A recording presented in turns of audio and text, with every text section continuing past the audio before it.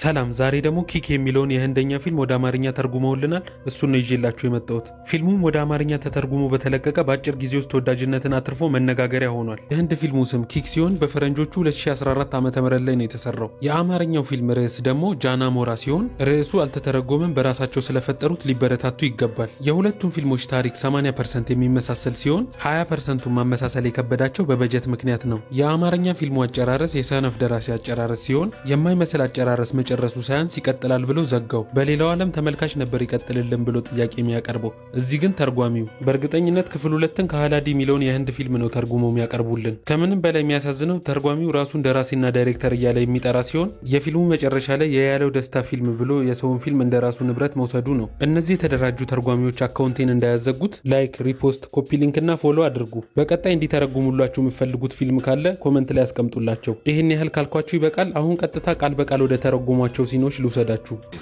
አንተን በእጅካቴና እስር ቤት ነው ማስገባ ግን ጓደኛዬ እኔ ፊት ለፊት መጥቼ ባቅፍህም አታቀኝም እኔ ደግሞ ሌላ እውነት ልንገርህ ፊት ለፊት መጥቼ አቅፌ እንኳን ሰላም ብላ አታቀኝም አንድ አመት ሆነ እሱ አልደወለ ለመገናኘትም አልሞከረም 3 አመት ሙሉ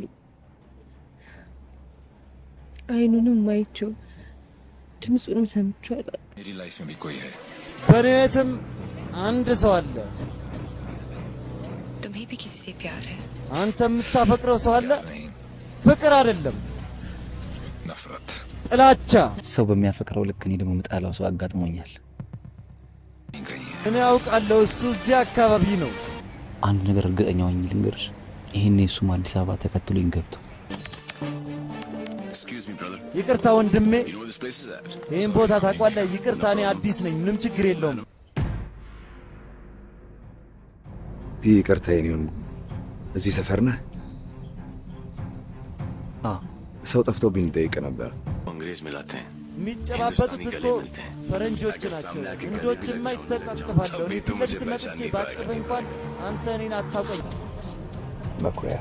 ቀፈው እንጂ አቅፌ እንኳን ሰላም ብላ አታቀኝ